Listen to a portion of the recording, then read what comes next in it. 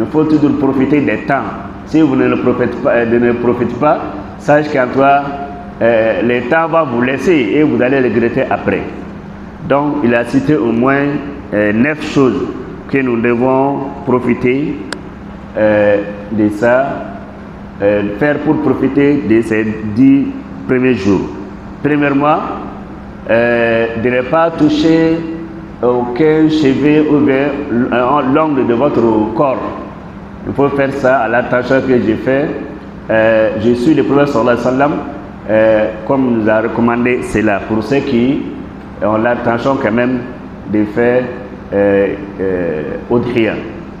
D'aider la lecture du Coran. Il faut tout faire pour bien lire le Coran.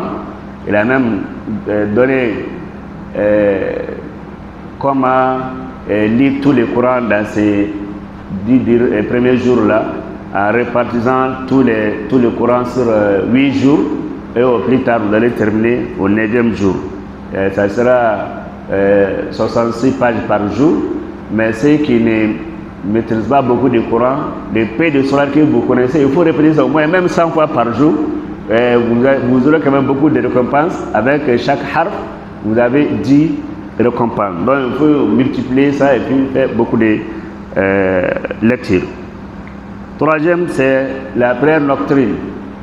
On lit après Salat Isha, c'est déjà la prière nocturne est commencée, mais fait de la bonne manière, c'est à partir de 3h du matin. Il faut prier et puis invoquer Allah subhanahu wa ta'ala. Même si c'est 4 rakats autour là, en tout cas, il faut profiter de ces nuits bénies.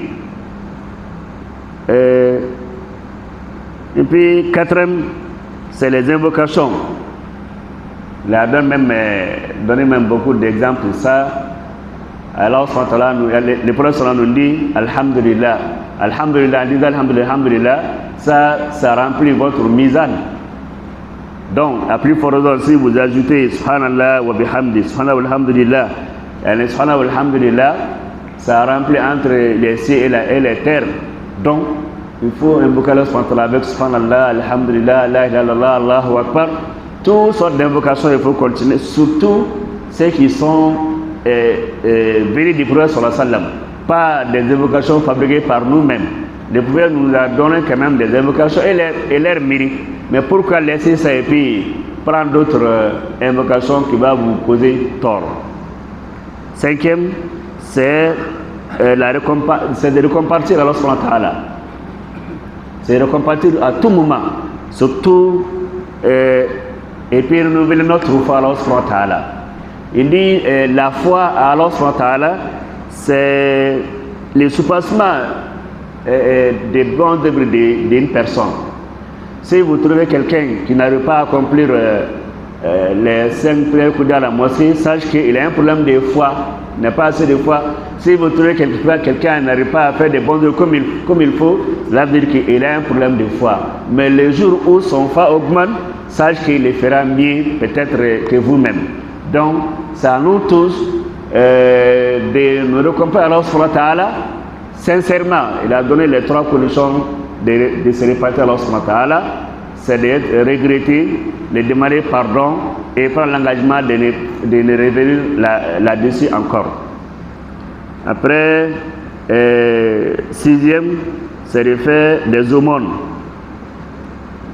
Il dit, si vous-même vous avez un peu d'argent, vous voulez que ce soit votre argent soit augmenté, soit beaucoup, il faut faire l'aumône.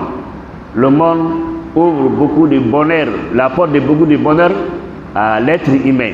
Donc, ce n'est pas du tout à nous de négliger l'aumône que ce soit. Que vous êtes pauvre ou vous êtes riche, même ceux qui sont riches, pensez toujours à vos proches. Alors, Allah protégera votre richesse avec ce aumône-là.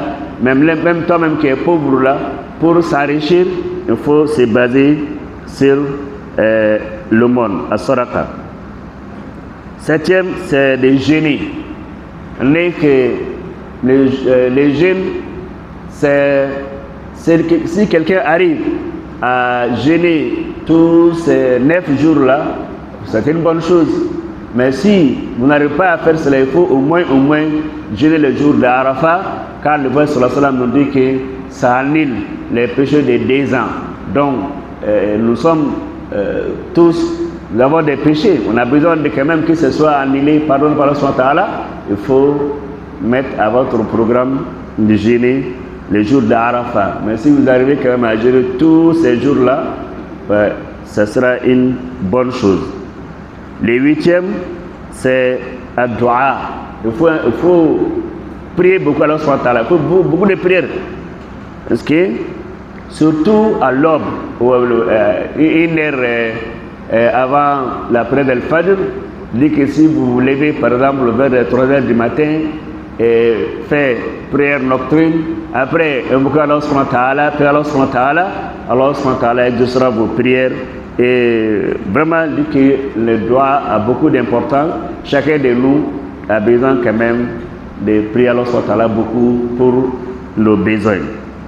Et le 9e, c'est faire Udhiya, le sacrifice, le jour du 10e.